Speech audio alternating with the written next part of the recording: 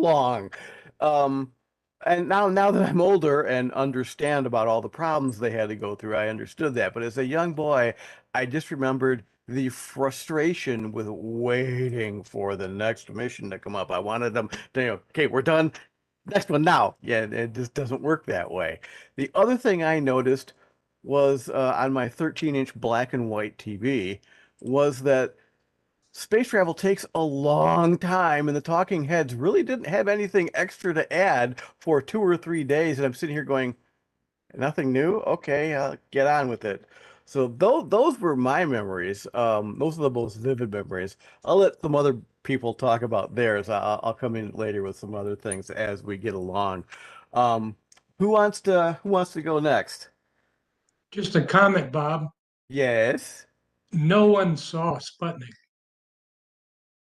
No. No, it was too small to be seen.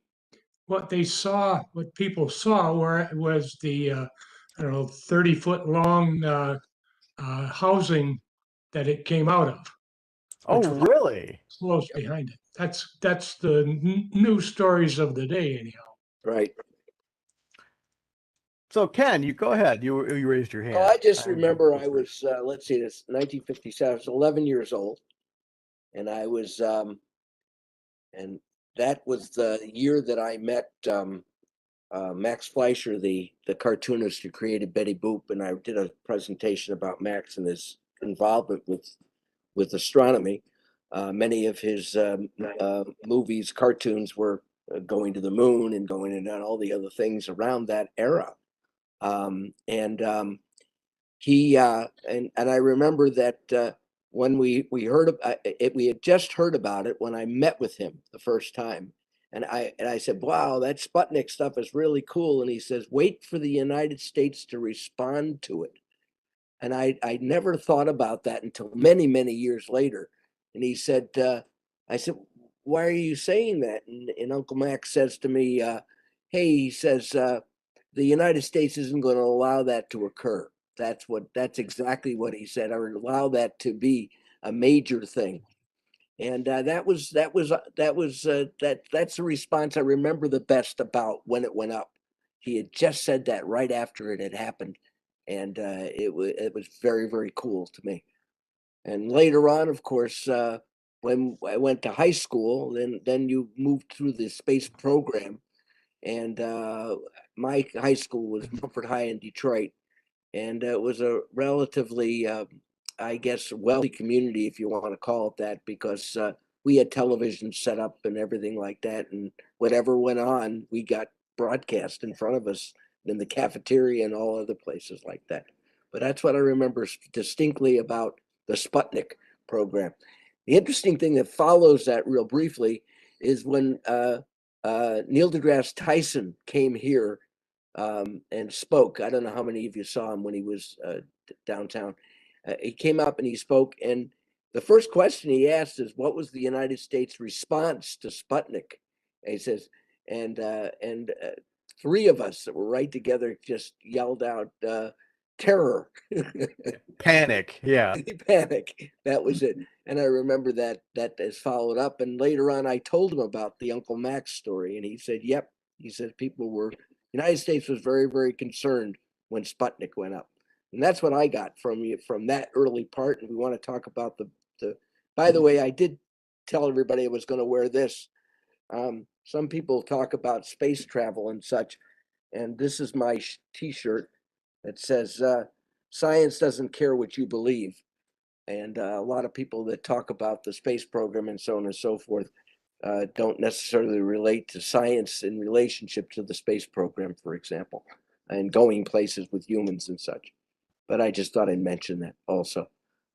Go ahead, somebody else. So I'm going to go ahead and say that after waiting for something to work and throwing things across the room, you guys didn't hear or see that, the YouTube live stream has been running. It started right as this panel discussion started. Cool. So we have the panel discussion on. Those of you that are listening, we have our one patient viewer that's watching, and the rest will be available on YouTube. So I am hereby turning in my computer card and I just want to go back to being the treasurer and just doing images and just doing outreach. Which because of all of this, once again, I didn't get to do an outreach report. Let's just carry on with the program. Maybe later I'll talk about my introduction to astronomy, but I'll turn it back over to the panelists, and thank you for your patience. David wants to say something. Yeah, I just wanted to say that although I never saw either Sputnik the satellite or Sputnik the rocket stage, I was walking home from my elementary school that afternoon when someone I was walking with said to me that the Russians have launched a satellite into space. And I was all excited about it. I thought this is the greatest thing. And I got home, told my family about it, and mom and dad were not all that happy about it. And as I think you all know, there was a lot of concern at the time. And the United States response was really very quick and very simple. They founded NASA. And I like to think right now of NASA as being the one government agency in the United States that allows us to dream, not to see what is, but to see what is possible. They were founded in 1958, landed a person on the moon in 11 years later. Unbelievable what they were able to do. Anyway, in 1960, I saw the Echo satellite many, many times, Echo 1 and Echo 2 a few years later. And then just a few years ago, I was able to see the Alouette satellite, a Canadian satellite, which is still in orbit, even though it was launched in 1962. I was able to see it with a telescope I was using at the time. Anyway, so I just wanted to share that with everyone. A little personal reminiscence about a lot of decades ago. I shared a link of the Echo Project Echo in the chat. I remember that when I was a kid. That was one of the pictures here with the black and white with this giant spherical thing with the NASA logo. I remember that picture from my childhood. I could go next. Go ahead. I was 20 years old when Sputnik was launched, but from probably 5 or 6 years before that, I was enthralled with the potential for a space program, and I was at University of Michigan at the time, and I recall the Collier magazine series that von Braun did with what was the artist's name that did all the artwork for space back in those days? Chesley Bonestell. As a matter of fact, I'm getting a Chesley. link to his site right now because I want to talk about him. Right. Well, anyhow, they ran a series in Collier's magazine that was spectacular. It's like 5 or 6 editions that showed pictures of how it would be and so on and so forth. And that was part of von Braun's campaign because he couldn't get the government excited enough to put up a satellite or to support a space program. So he was kind of on a public campaign, which involved cooperation with Walt Disney with a series that was quite popular at the time. I guess it was one of the highest watched series in television back in the mid 50s, and the Collier magazine articles. But I recall the reaction that von Braun had when he heard about Sputnik going up. He was down at Huntsville, and he was just celebrating, or they had the brand new Secretary of Defense down there who was involved with the program, the Jupiter program he was working on at the time. And somebody came in and told him, they said, "Did you hear what the Russians did?" And when they told him that the Russians had launched Sputnik, he apparently got into almost a rage and was talking to the new Department of Defense I'm trying to remember the name of the new guy. But he said, we could have done that a year ago. And he was right. He'd put away a couple of Jupiter Cs just because he knew that it was capable of launching a satellite, but he was not permitted to even consider launching a satellite because the current Secretary of Defense did not want that to happen. So, in any event, he said, if he could do this in 6 months, Mr. Secretary, and indeed, it was about 6 months later when they launched Explorer. But another factoid that you might be interested is that the University of Michigan had a big connection to the early space program, and that many of the astronauts were students there and are alumni of it. And I wrote down a list here some time ago, but you might be interested that Ed White, James McDivitt, uh, uh, Jack Lausma, Ted Freeman, who I don't remember, were all alumni of the University of Michigan, and the entire Apollo 15 crew were all U of M alumni. So just a few thoughts of those days. Well, that's pretty cool. I posted in the chat a link to Chesley Bonestell's artwork. That is, I remember all of his artwork from my youth, and it is how space was going to look. That is how space travel was going to look, and some of it, yeah, he liked wings a lot. There's a lot of wings in his stuff that we don't have. So who'd like to go next? Just one additional thing here, Bob. I don't know if I can share here, but I'll try.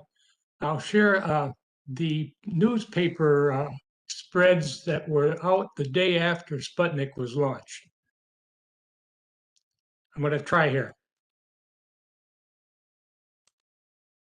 Whoops. Can you guys see this? Or am I sharing now? Yep, I see it. These were just some newspapers from around the world the day after, on October 5th, 1957. We've got something in storage that has a Detroit News moon landing thing. But it was a worldwide explosion of interest. It's funny you mentioned that because the Apollo, everybody was plastered to their television. And when I went to college is when the shuttle started going up, moving up past that space age or the space race a little bit. But the first shuttle launch was absolutely packed. You couldn't even fit in the room. The second one, there was a lot of people there, but the third one, nobody was even watching it at all. I was shocked. I remember the first Apollo landing. I was in the Army at Fort Gordon, Georgia, and you couldn't have pried me away from that TV that was in that room with us. It was, and we're talking going to the moon and all this other stuff, and it was an amazing period for me. Remember that. What I was thinking about today when I was, thinking about doing this presentation, is the fact that, this early space era has led up to today having the most powerful and cool space telescope there is. But when was a space telescope in somebody's mind? I mean, that didn't happen in the early Apollo era. When was the first time somebody said, "Hey, we should put a telescope up there"? It was early on. There were some telescopes up early, but I think that the one that really hit the fan was Hubble, obviously. But Hubble's the idea of Hubble came up before Apollo, actually. Right. Absolutely, yeah. Well, I could put a couple of comments in. Go ahead. I'm not quite as old as our senior members, Jim and Ken. I'm not too far off, though. Ken and I have had many great discussions about this very topic, especially when we went our trip from here to Casper, Wyoming for the eclipse and for a convention back there and back. But one thing I do recall, I was 9 years old then. My birthday, I was born in 1947 in October, and those days were the days of the great threat from the Soviet Union. And what little kids hear is the adults talking about this horrible stuff that's happening. And I remember the big thing was not the thing going up in space and how cool that was from a science standpoint or anything else. It is, oh my God, they can start hanging nuclear bombs on it and dropping them anywhere they want. So that scared the heck out of you. Also, I was born in Northern California in the Redwoods, about 270 miles north of San Francisco. And that area up there was evidently a fighter jet test area, whatever, because it was a normal occurrence almost every other day. Fighter jets would go over one or two at a time, breaking the sound barrier back in those days when they didn't really care about breaking the sound barrier. And that was kind of a frightening thing to hear these jets flying over. Then you hear about the Russians now have this thing up in space, the parents freaking out. You saw this stuff, on TV about fallout shelters, etc. In fact, where I lived, there's a man who built a fallout shelter starting about the same time, about 1957, and the guy was still building up into the late 60s. He never did use it, never finished it, but that was his hobby, I guess. The house that I moved into in Detroit had a bomb shelter in the basement. Yep, that's right, kid. You did tell me about that. That's fascinating. And we moved in there in 1958, and the house had been built a couple of years earlier, and it had all the bricks, the cement bricks in there, and metal as the part of it in the basement. No windows anywhere near and everything like that. But that was there in the house. Yep.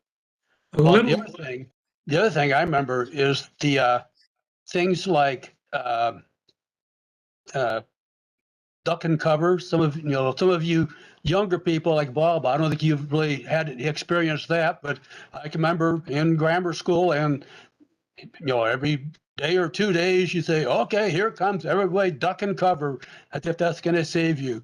And I was talking to Angelo Di Donato last night on the phone. He's my neighbor and fellow member of the club. And he said the thing he also remembers are the stupid things they would put out about how to survive a nuclear holocaust, etc.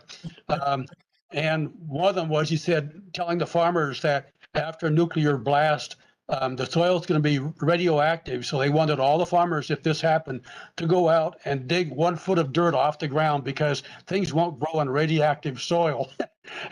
So that was humorous. But the thing that brings us back to today is, I don't know if you've heard this, but my daughter is in New York. She's a research brain scientist in New York City. And they've been running, I guess, public service announcements saying that in the event of a nuclear blast, don't look at it, get indoors, take all your clothes off, wash yourself thoroughly, et cetera, et cetera. And this is right now, this happened, I think, a week ago. They're getting those. You may have seen some of that on the news about that. But anyway, let's getting back to Sputnik. I've always said Sputnik was the absolute best thing that ever happened to the American space program, because that is what kickstarted us. I think if we had started out first with the first stuff, we may not have been so dramatic in our moves to try to get way advanced in the space program. So in many ways, the Sputnik, as small as it was probably the very seed of our whole space program. No question. Indeed it was. There's a factoid that very few people today, I think, realize, is that the Sputnik was a product of the Russian version of Werner von Braun, Korolev. Yeah. Korolev was not allowed to put up a satellite until he could demonstrate the first intercontinental ballistic missile, which was launched on an R-7 launcher rocket. which he did. He launched the first intercontinental ballistic missile for 5,000 miles before we did. And then that gave Khrushchev wouldn't allow him to launch a satellite until he had demonstrated the intercontinental ballistic missile. So it was only a few months later when he cobbled together Sputnik and put it up on the same launcher that was used to launch the first intercontinental ballistic missile, which launcher is still flying today. It's been launched more than 1,000 times. It's by far the biggest launcher for putting objects into orbit. The R7 launcher, which is the power behind the Soyuz rocket, which was the only way we had of getting up and getting our astronauts to the International Space Station for about 8 or 9 years here. But that same thing, the R7 rocket, which was developed by Sergei Korolev back in the early 50s, was used to launch the first intercontinental ballistic missile, and then a few months later to launch Sputnik, and then a few months after that to celebrate the Soviets, the October Revolution. He launched Laika the dog, if you recall. And then launched a few years later Yuri Gagarin on that same launcher, which is still being used today. That's what I heard. I always, to follow up on something Bob Berta said a couple of minutes ago, remember that they said how you prepare yourself for a nuclear strike when it's about to happen is you, like you said, you take off all your clothes, you put your head between your knees, between your legs, and kiss your ass goodbye. That's what I remember and that came out right about that time. I posted a link in chat to the book Packing for Mars by Mary Roach. I listened to that on audio a couple of years ago when I was doing a presentation for the WASP. It goes into exhaustive detail on absolutely everything that needed to be thought of and tested for the early Apollo era. And some of the things are amazing and some are kind of like blah, disgusting. But the book is amazing. But they literally had to test absolutely everything because they didn't know when they were sending men up and stuff like that. And so some of the things they had to do and some of the things they found out are just like yuck. And so, but that was nothing that a 7-year-old boy is concerned about when he's watching a rocket go up. One of the things that I don't know if any of you remember the old series Johnny Quest. That was a real big hit for me, and I know a lot of people liked it. There's one episode where they're conveniently in the ocean and they're watching an Apollo launch go up. And this was in like 1966, so it was before one of the big ones went up. And there's my granddaughter. Hi. Jeez. So anyway, go ahead, Mark. Yes, thank you. I have one question and one observation. Back in, I remember reading about Sputnik. I was a young kid, elementary in the early 60s. But when did the chimpanzee go into space? Was that before Sputnik or after? Afterwards, certainly. That was after? 1958, Yeah. 59. 58. Okay, so they got Sputnik. That was the Russians that sent the chimpanzee up? No. The Russians sent up dogs. We Dog, sent up like chimpanzees. We sent Okay, the all chimp. right. Okay, so I know there was some animal that went up shortly after that. Yeah, the chimp. I was in elementary in, early, I was born in 52. So I was, getting interested in astronomy. And I vividly remember when I seen, television, black and white, getting that live transmission from Moscow of them having this monstrous parade for Yuri Gagarin being the first man into space. Right. And seeing the big celebration and Khrushchev slobbering all over his cheek and everything. Yep. And I can imagine everybody seeing that in the United States. It didn't sit well with us. No. So I think that was a big motivation right there for our space program. Yep. Just that thing right there, seeing that. Then to top it off, wasn't it a few years later, there was that was it that ballerina Tereshkova, the first woman into space? Yeah, absolutely. Yes. Yeah, okay. So that was just shortly after that. So they were just like kind of like sticking it to us. But I just think those two events, to me, I know it bothered me a lot why the Russians are ahead of us, so we got to do something about this. And the You know. interesting thing was, with the Russians, Yuri Gagarin made an orbit, right? One orbit of the Earth. We didn't do an orbit for several years until John Glenn did his. But the Right. first three of them, I guess, just were suborbital flights. You know, so that was another issue, right?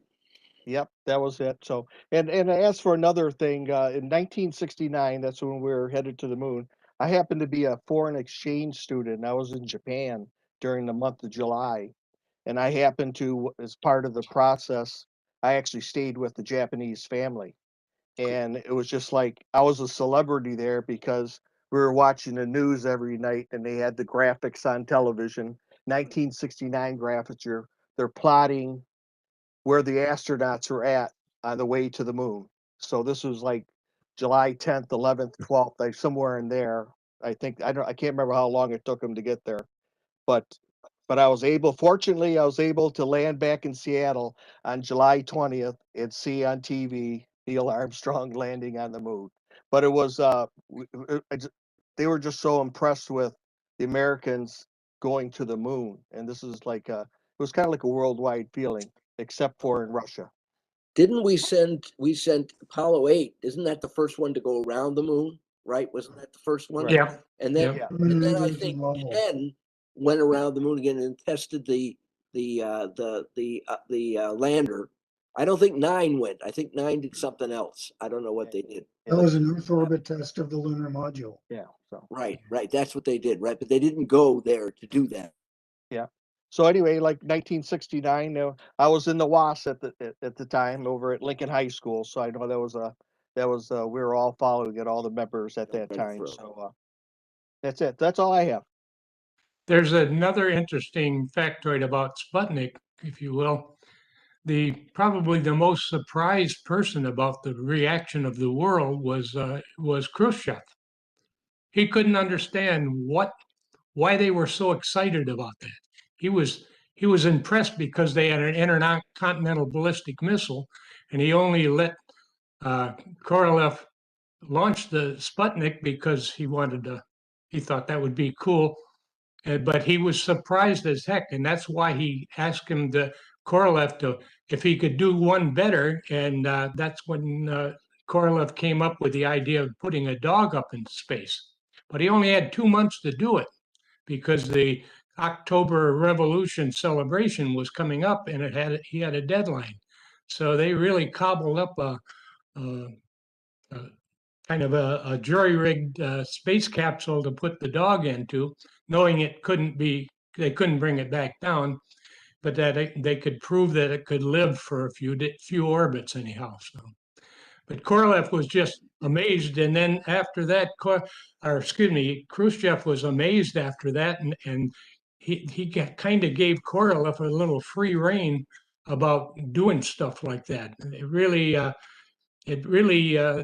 that was probably putting Sputnik up was probably the thing that got Korolev's Khrushchev's backing for Korolev to pursue the space program itself in the manner that happened, to get Gagarin up and so on and so forth.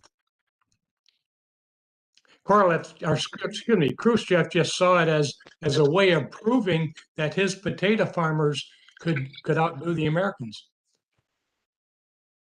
I'd like to share a memory or two, if that's okay. Go ahead. On Absolutely. May the 5th, 1961, my family gathered at the breakfast table. My brothers, sisters, my brothers, and me. And my mom was there. And we're eating breakfast, and I went, and Mom looked at me and she said, do you have a cough? And I said, oh, just a little cough. And Mom said, maybe you should stay home today. And I said, maybe just for the first part of the morning. I have a feeling that my cough might be gone by around 11 o'clock or so, and then I can go to school. And Mom said, I think that's a good idea. So we went up to her room and turned on her black and white TV, and we watched the final countdown and the flight of Alan Shepard together. The other memory is on July 20th, 1969. I was at Camp Minnowbrook in Lake Placid, and I was a camp counselor there, and the head counselor had announced we had all gone to the auditorium a few days earlier to watch the launching of Apollo 11. We were there that morning to watch the landing of Apollo 11 on the moon. And so the Pred counselor was saying what we were planning to do that evening, which would have been just a free play type of thing. And I went up to him and I said, don't you think we should all go to the auditorium and watch the moonwalk? And he looked at me and glared and he said, go back to the table and do your job. Take care of your kids like you're supposed to, which is what I did. But it looks like the camp owner overheard our conversation. He stood up, called everybody to attention, and he said, evening program canceled. As soon as dinner is over, we are all going up to the auditorium because of all the years I've been alive, tonight is going to be probably the most historic, and I don't want any of you to miss it. And, we were up there for hours, and, then the night went along nicely, and there were some humorous moments, serious moments. And then suddenly, around 11 o'clock, they were able to get an image of Neil Armstrong on the porch. The auditorium was dead silent as he stepped down from the porch and onto the moon. And I just wanted to share that memory with you, something that will live for me as long as I'm alive. Wow. That's great. Yeah, mine was much less dramatic. I was just in a spare bedroom with a black and white TV that was about big. My But yeah, first, I was go like that the entire time. My first daughter was born on July 20th, and Oh, we wow. celebrated her third birthday by watching Armstrong touch base on the moon, or set foot on the That moon. is so cool. Yeah. I'm in a family of 16 children, and I was in the upper bedroom with three sisters. And we went from a cottage with one bathroom, and the boys had to go to the outhouse. And my father built a house where we could all live, and the girls had one bathroom and the boys had the other bathroom, and I was allowed to go into the big girls' room because I'm the one of the younger children at the time. I was number 8, and there were 9 after me or 8 after me. But when the TV, we turned it on, and I remember sitting there looking at this black and white little tiny TV in the bedroom, and I was so amazed. I loved the poetry too, the prose of stepping down. I'm an artist, I'm a musician, and so I was captivated, and I will never forget that moment. And I appreciate this time that we're sharing this. This is beautiful. Thanks. Anybody, any other members have any memories? We have a lot of members here. Well, considering I was not born till 71, I was pretty well oblivious to the initial landing.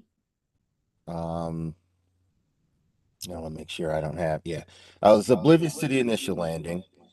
I was, I heard about all the landings, and I remember listening to Kennedy's speech, the we will go to the moon and all these other things, not because they're easy, but because they're hard. And listening to that speech struck a chord with me, and it made me think, someone who liked math and who liked science, it resonated with me that if there's a problem, um, regardless of how big it is, going to the moon or figuring something out, figuring something else out, there has to be a solution for it. You just have to be willing to work towards it. What I had heard of the space race and the politics that were involved, a lot of it had to do with who's ahead of who. So Russians got up in space first, but then the United States surpasses them. And from what I understand, there was a lot of political jostling going on in the Russian camp as to how they were going to get to the moon. And ultimately, while all of that was going on, um, we figured it out. As Americans, we ended up, we did have some mishaps, but we recovered from those and methodically got to the moon, got around it with an unmanned probe, then a couple of manned probes.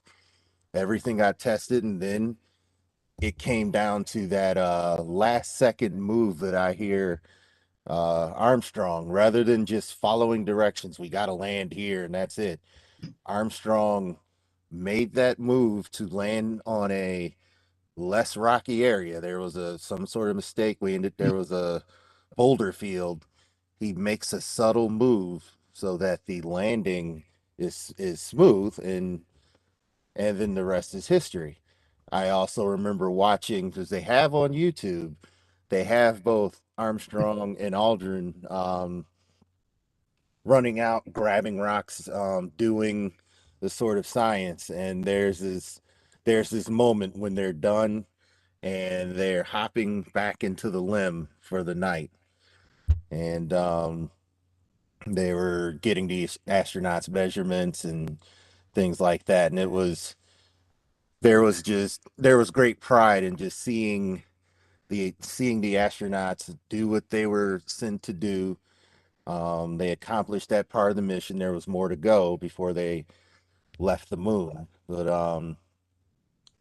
and it also inspired me to say, if I were to have that shot, what would I do? What experiments would I do while I was on the moon?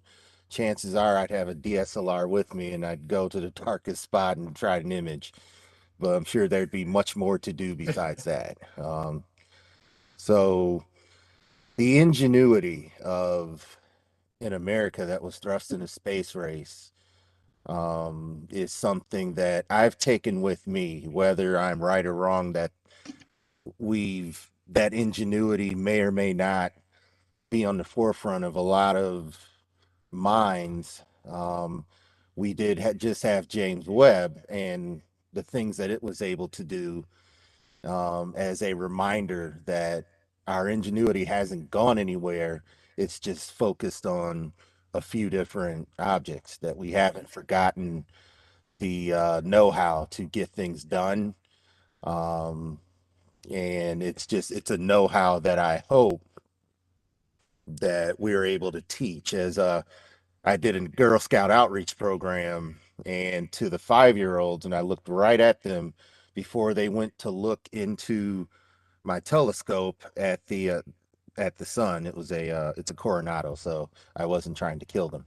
But before I told them, I looked at all 5 of them and said, "You are the future of science. You all will figure things out that we can't figure out." And I truly believe that. One thing the space race did produce the ability to figure things out, produced information that got passed on, and then you see other nations joining the space race later, and even 5 years ago, we're seeing other nations make their way to the moon, to Mars.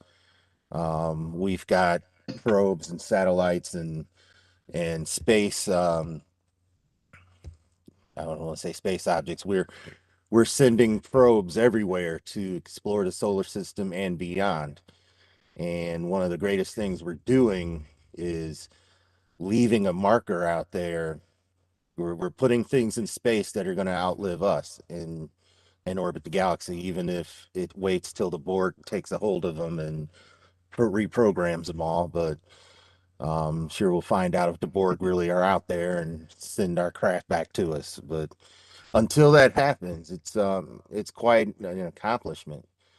And the shame of it is it all started out because of a race of who can get there first, us or Russia.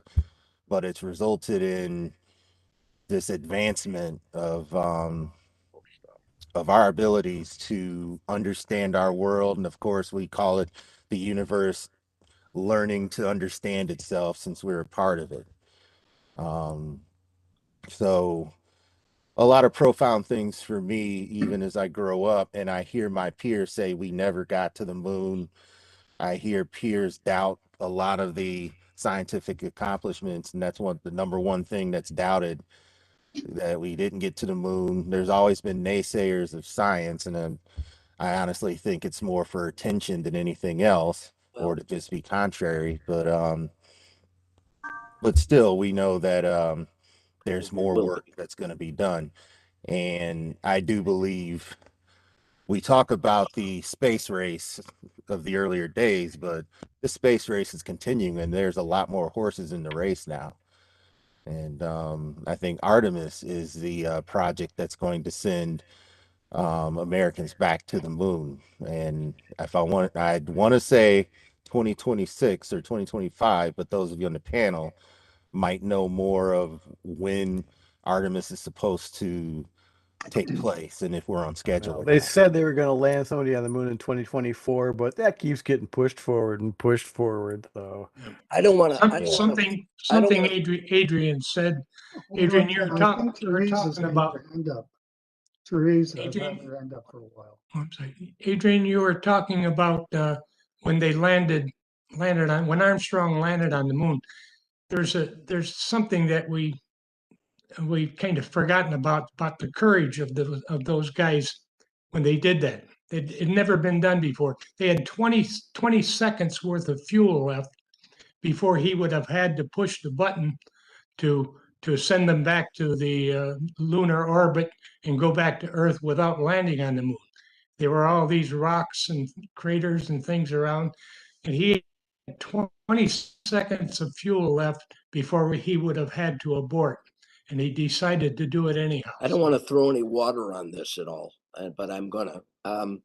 The point that I've been trying to point out is, do you realize, all of you, that had there been a coronal mass ejection any time during the trip to the moon, any time, would have been killed, irradiated.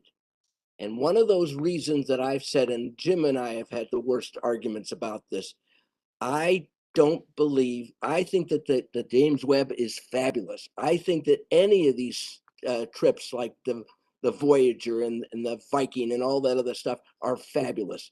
I believe that we need to send robots into space to do the studying. I think that sending human beings is a mistake. Even though it's an ego thing, as far as I'm concerned, humans do not belong in space because of all the hazards that are involved.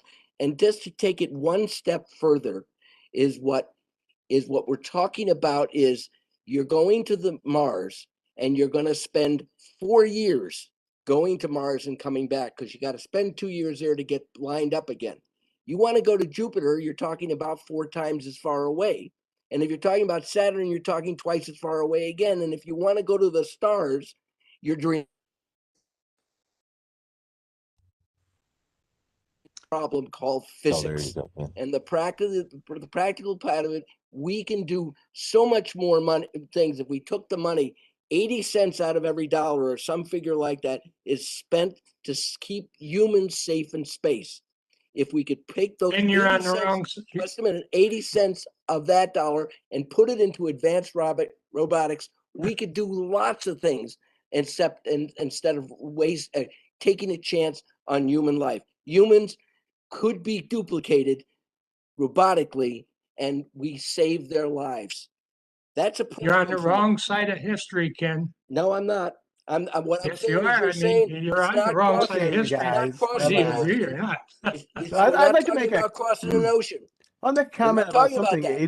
Adrian said. He mentioned watching the the landings and stuff, or being a lot of people have said that they were proud. There's a lot of pride in seeing it. Well, I was a 9-year-old boy when it happened, and pride had nothing to do with it. We're in space.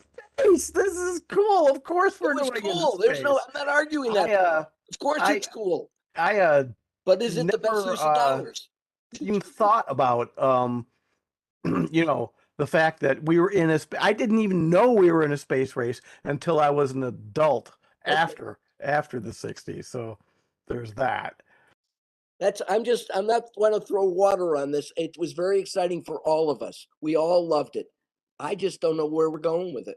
That's a problem for me in putting humans at risk, and we're not getting out of the solar system. It's not going to happen. We're not getting there. And you got to have governments that want to pay for it. Taking a trip to Mars or taking it to Jupiter or something like that with humans is unbelievably costly. You're not going to find any governments that are going to spend it. All right, Ken. I Okay, am that's all I going got to to say. go. I'm done. I'm No, good. no. This will be really quick. Ken, you make absolutely good points because on your side of the ball, science can be made. We're still seeing images from our telescopes, robotic space probes, and everything. And because the cameras are getting better and better, Yep. we're seeing them as if we were there. We're getting closer and closer to that. That's what I'm The saying. one thing that is hard to defeat, that ego that you talk about, the human ingenuity, Right. it would be a very good question to Buzz Aldrin, who's one of the last remaining that made it to the moon. The reality of the situation being the coronal mass ejection didn't happen and the mission succeeded, Right. makes it to where, while it's a good argument of what could have happened, but it didn't. So now we have that issue where, And I was enthusiastic too. yeah, would it happen? The first time, if it does happen, do we have a way of blocking it? And I know there have been talks about what to do with water, what to do with spacesuits to make them so that should the sun burp a coronal mass ejection, and we know that during this period, the sun is active. So sending something into space right now, it's even a greater threat of a I'm sure coronal we'll be mass able to ejection defeat that taking it problem. down. I just don't know where we're going. Yeah. So, So there's a number of, and here's where I think the ingenuity happens. If we're going to send more people in space, figure it out. How do we avoid that? right. You have valid concerns, Ken, but that was the thing with the Kennedy saying we're not doing it because it's easy, but because it's hard. Okay. And in Right. 50 years of life, what I've learned is that everyone just sort of wants to take the easy way out when it comes to solving problems. I see it in my job all the time. Right. So I see that as a challenge. And I think if you have enough people that are galvanized to say, if we're going to send humans into space, how do we protect them and bring them back? There are humans that like, okay, if I die going in space, I'm still happy because I'm doing it, in the name of science. That would make that sacrifice. But then there's many more that if you tell them the first coronal mass ejection you get, you're dead. I'm taking my name off this list. I think I'd rather go into Well, the coronal farming. mass I'm ejection, going to we'll be go able to somewhere protect else. them. I believe we'll be able to Yeah. protect them from that. I think Hey, we already did that Ken, with Juno. we So- settled this about 10 years ago. Columbus didn't get drowned by a hurricane when he discovered America. Traveling on Earth isn't Here's like the- traveling And there's a on whole space. bunch of You might other be arguments, telling but you that. we're talking about something different today, I think. Yeah. Well, When let I'm me saying bring up traveling in space another isn't like important point. traveling on the Earth. That's all. The Columbia disaster and the Challenger disaster happened. Challenger was probably more tragic as you've gone through the years. Sure. I think we were sending up an educator into space. There was so much hope for what a civilian was going to learn and teach from that standpoint. And then the unthinkable happened. And when it was traced back, there was a bit of finger pointing as to, well, they used the lowest bidder, they didn't do the right amount of due diligence, the accident didn't have to happen.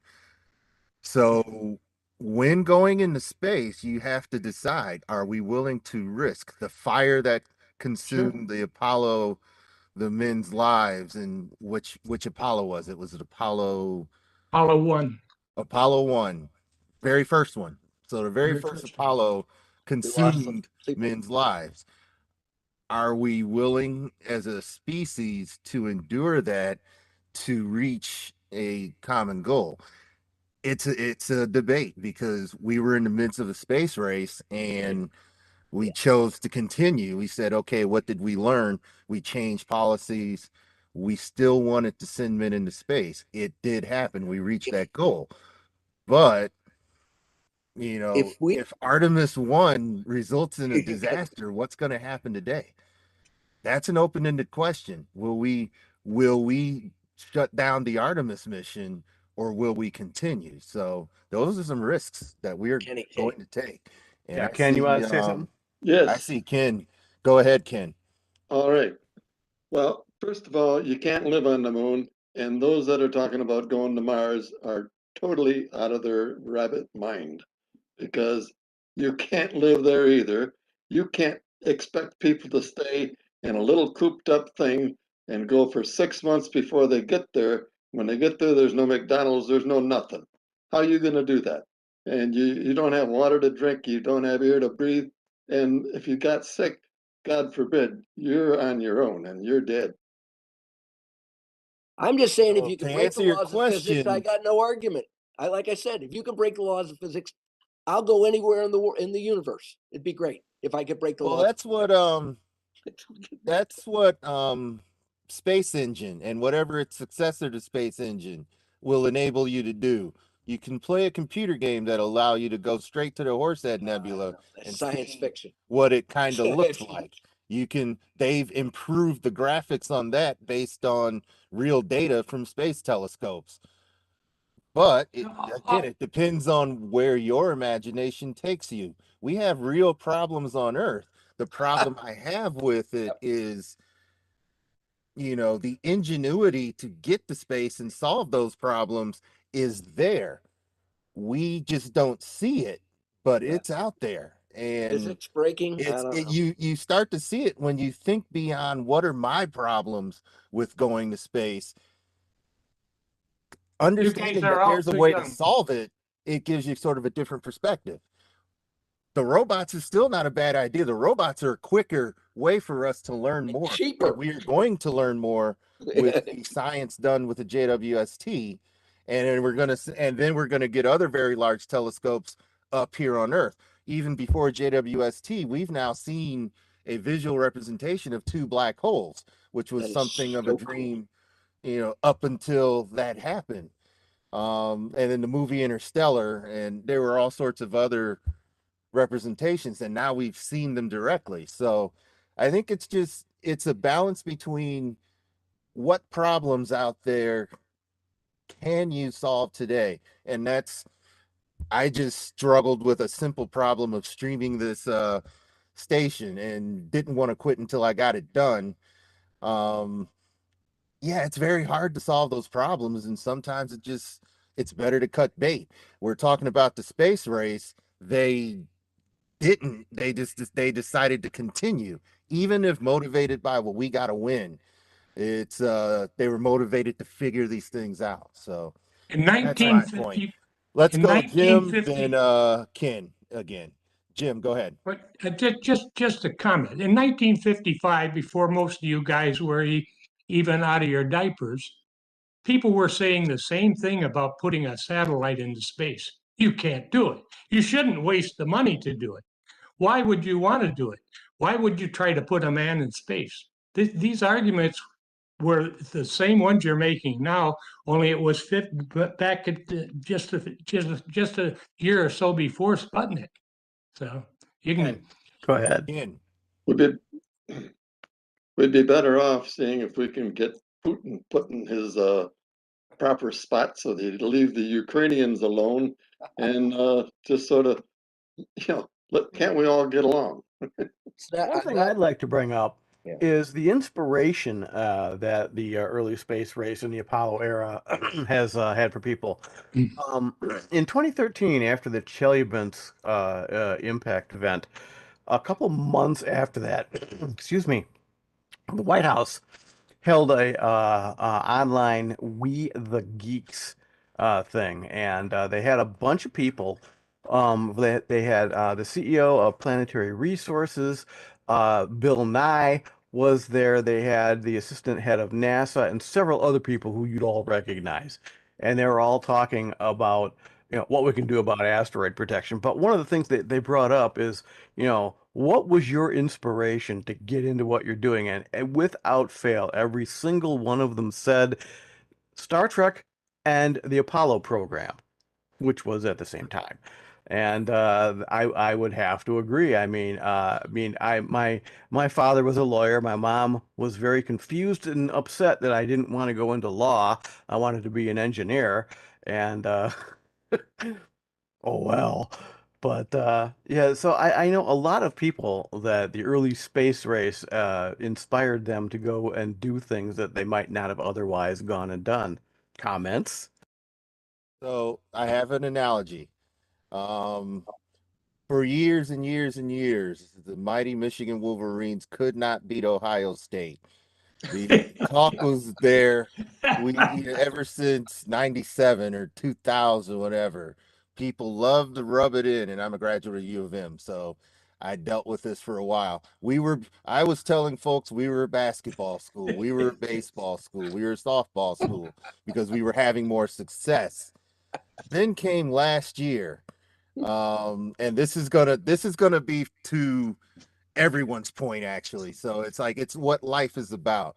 Last year we had Michigan lose to Michigan State, but that didn't matter. They had them dominated until the end of the game, and then some guy who should have won the Heisman ran over them, and our young guy fumbled. Ohio State game, Michigan finally wins. The weather is conducive to the way Michigan plays. Everything falls into place. No coronal mass ejections. Michigan beats Ohio State. If you ask me if it had been a clear day, I don't know if the track stars on the Buckeyes may have run all past our defense. Bottom line, though, is what happens in history and written down in the book was that Michigan finally won. Now, Michigan goes to the national championship game. We're already proud of them. We were like, we've accomplished what we wanted to see for years and decades. Then they run up against a team named Georgia, who eventually wins the national championship. No one thinks about the fact that Georgia basically mopped the field with Michigan. It would look like a JV team versus a varsity team. And that speaks to the next level of problems that you have. You finally achieve something. The world celebrates, and then you run into another problem.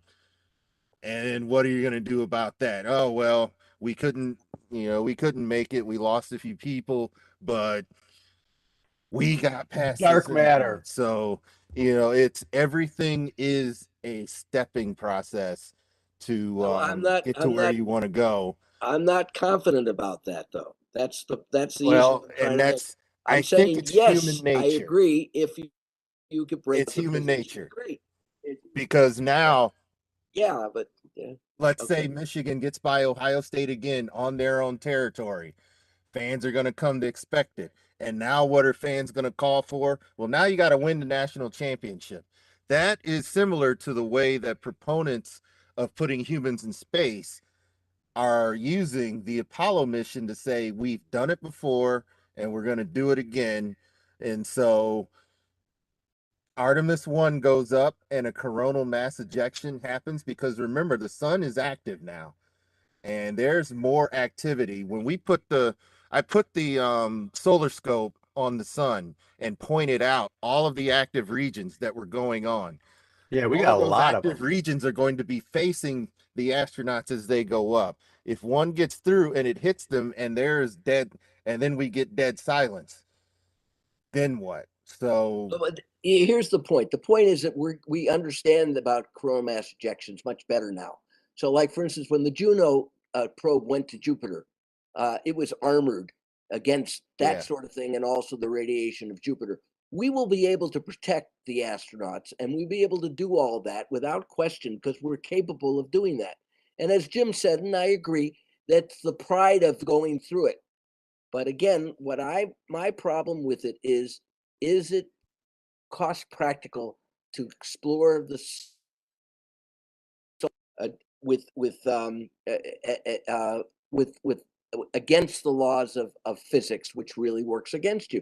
And that's what I'm talking about. Like I said, if you could break the laws of physics, I'm on board for anything. But well, here's another side of it. You've got millionaires and billionaires jumping into the game. Your that's what Elon UFRs Musk are. Those are billionaires. and your other. So if they've got money to throw around, you may find a new. It's almost like the boosters to my Okay, Wolverine analogy. If I they're won't throwing argue. money I won't around, argue that point. then Okay. there may be some more money coming in to fund people going into space. Kind of wonder how the Apollo era would have been different had there been some crazy rich billionaires that wanted to get into space, and why it took 50 years for them to crop up. Well, no, that's what UFOs are. Those are billionaires from other planets. And that's a whole different discussion that we won't have time for. So as you can, I was a young boy during the Apollo era. I don't have any memory of Apollo 1 or what they renamed into Apollo 1. It probably I recall, something bad happened and it was a long time between launches, but does anybody have any memories of the Apollo 1 Oh disaster? yeah, 'Cause for I sure. do not. I do. I do I too. had uh, one of my classmates was on Apollo 1 and was Ed White, who expired during Apollo 1. That was that was on the ground. What was his name? Which one? Ed White. Oh, Ed Whitewood. That's right. Yeah, Ed He White. was a lab partner of mine. He was Kristen was on it. we were taking an instrumentation engineering course together at University of Michigan about 3 years before that, and they didn't name it Apollo 1 until after the fire Ah, because it didn't launch. It was on the ground and it caused a year's delay in the whole program right. because they had to redesign the Apollo capsule Capsule, right. completely, Completely. transfer the atmosphere in it from 100% oxygen to a mixture of oxygen and nitrogen and a whole bunch of other things. Redo all the wiring on it, but that was Apollo Was it 1. a Gemini? Was it given a Gemini number or Gemini? No, it As was I've Apollo. heard. Apollo 1. Apollo 1 was the ground mission. And it Okay. was they reserved the name Apollo 1. They were reserving it for the first mission, but it was given the name Apollo 1 in kind of Okay. in memory of the three astronauts that expired. So it didn't have a name prior to being It named. was an Apollo. It was an Yes, it Apollo. did. It was Yes, it originally did. AS-204. Correct. Oh, Bob is Whatever. correct. It did have a mission name. It was not Apollo 1. Right. It was going to be a shakedown in space, but Right. they hadn't gotten there yet. Oh, it was right. It was a ground. That's what They got Full me. died dress in the ground rehearsal was over. test, but they were going to go up for what was later the Apollo 7 mission protocol. But when they died, the wives were very upset about A, the fact that their husbands were dead, B, they thought NASA treated them rather shabbily, and so then it got the posthumous Apollo 1 designation. Yep. Remember that. I see. But I'd like to it throw also, something in. Something you guys haven't talked about is the risk factor. And I'm not talking about risk of, human life or whatever, or failure. To me, the risk is how the public will perceive what action or what happens. For instance, they get really excited when man walks on the moon, okay? If in fact that didn't happen, if the thing crashed into the moon, whatever, that would have changed the outlook. I've always said that every generation of space advancement has a point where they reach a, I guess, a failure or a success point. For instance, I think the Webb telescope is probably one of the riskiest things that NASA has done in a long time, because as magnificent as it was, the things we're getting from it, could you imagine what would happen if it went out and for some reason it failed, something didn't work right, didn't unfold right, and it was a complete disaster? I think the public would then say, we spent $10 billion for that. And I think that would have been delayed or put back science and NASA back decades probably before they do it again. So NASA has to look at everything they do as far as, will it be, what are the positive points and what could possibly go wrong that could be really bad for us as far as our PR. Yeah, Bob, we learned a lesson from Hubble, didn't we? When we ground the mirror Exactly. to the wrong, Yep, we ground the mirror exactly. to the wrong But figure. that one we were able to fix. Yeah. We were Right. recalibrating mirrors Goodness. every Well, time a we knew we weren't micrometeoroid going to be able to hits a fix the Webb, mirror so we on had to James Webb. double and triple check everything. And that's why it cost 10 billion rather than 500 million, which was the original cost. And it took Yep. them how long to get that up? Well, but again, Yeah. they learned, and supporting Jim on this, we'll learn. You know, we'll get better and better at things, I'm sure. So, And, so I'd can I love get a for us to comment do it, but from people like the I know that, you know, they did a whole lot of design and testing and stuff, but the lunar lander is the ugliest damn thing I've ever seen. I'm sorry, it's just a hideous vehicle. And didn't anybody actually say that when they were designing it? I mean, It didn't does it have to any be pretty, aesthetics at all?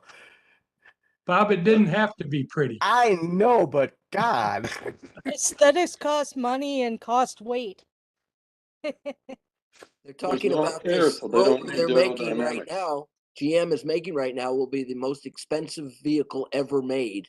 The rover right now was in the paper the other day, and it's going to be the most expensive thing we've ever made, as far as that's concerned. And that's one of my issues, but it's okay. So, quick comment. I do have a comment from Therese, who does, is worried. Even though you agree, please be careful about politics. One statement. I remember the space race stopped when I believe funding went low as a result of general public interest waned.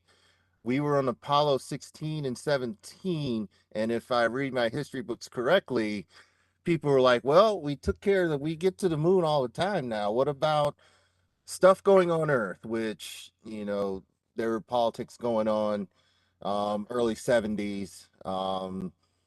And, I can't think of any specific events, but actually late 70s, if I'm not mistaken, when we put the last mission, Apollo 17, went up.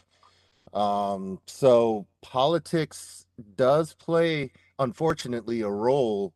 Ken, you mentioned dealing with Putin, and I think there's an American citizen who plays basketball, a young woman who is stuck in Russia right now. He's stuck there, yeah. Yeah, and so these are our new hard things to deal with, because we get a lot of opinions about what should be done with money, what should humanity be focused more on. Where's the money And being spent? to Is one of the me, things I said. that's just a part of living. That's something we have to figure out too. Ken, you're not wrong, but the efforts to get Artemis going and the efforts to get James Webb Space Telescope, which is paying off in that now the science missions have begun. Somebody likes the outcome of what the money was put towards. We certainly, as astronomers, we certainly like seeing JWST. Well, the James Webb was a great thing to do, and I've never argued with those type of things being put up. Yeah. That's what I thought that we should be concentrating on. That's my point. And I think the James Webb is spectacular. I mean, it just. And I think Well, it's you guys, Adrian, for Apollo, there was a little thing called Vietnam going on. Oh yes, I remember. that was also Okay, an ego thing too. That's what pulled the. I remember that's what pulled the majority of the public's interest. We need to get out of Vietnam, and all of the jostling back and forth. So as humans, we're going to have these things happen. So we just have to accept that those sides are there. We do the best we can in our own sphere of influence, and we hope that we achieve both goals. Really, we want the space goals to work. We also, the underlying politics, it's kind of hard to change people to see your point of view unless you point a gun at them, and even then they might laugh, so you never know. Well, the But one thing that yeah, I've noticed all of the points are valid. I that na- say we go straight to the moon. Sorry, Ken. I'll be on that rocket. one thing I've noticed NASA doing recently, in like the last 5 years, is huge media blitzes with all these big things. The James Webb reveal was a huge media blitz, and they've done that recently. I kind of wonder how would the shuttle program have been different had they been did big media blitzes on them. They've really gotten involved with these NASA social things, inviting people to launches and stuff like that. So that they really are building up the public image, and it's good to see that, and I hope to see it continue. But it's 9:30, and we gotta wrap this up, Diane. Yep, Bob, let's, one more comment, I see a hand raised, and then let's close her out. Alrighty. Jim, Bob, I have a song to wrap things up. perfect. Go That's ahead. what I was do hoping it. you were gonna do. Well, let me pull it up here. Let me share. If I can get it here. I don't have my guitar here, but you could all perhaps sing along. It goes, when I was young, I'd contemplate how spaceship travel would be great. 'Cause to the moon my young heart yearned. So rocket science I must learn. Missiles go up and then come down. Satellites just go round and round. All of this works von Braun would say the rocket science way. Then later on I'd speculate about missiles that could devastate and blow us all to kingdom come. Those Russian rockets with an atom bomb. Missiles go up and then come down. Satellites just go round and round. All of this works, Korolev would say, the rocket science way. Then JFK said, why not go onto the moon? Let's have a show. And working at a frantic pace, we beat the Soviets in this race. Missiles go up and then come down. Satellites just go round and round. And Apollo went to the moon, they say, the rocket science way. And that's it, gang, for me. Thanks a lot, Jim. All right. Alrighty. Good way to end. Thank you so much, everybody. And we'll see y'all at discussion group next Wednesday, or Stargate on Friday, or August 1st, Cranbrook meeting. Look forward to it. Stargate's on Saturday, isn't it? Everybody have a What's that? nice week. Great. Take care. What Saturday, date? Friday or Saturday? What is? Stargate. Saturday. Saturday. Saturday. Sorry, We have Saturday. Stargate. Saturday. Right? Good. Saturday. I was hoping it was Friday. See All y'all. right. Bye. Night, everyone. Good night. Right. Night, everybody. Nice toleration, Jim.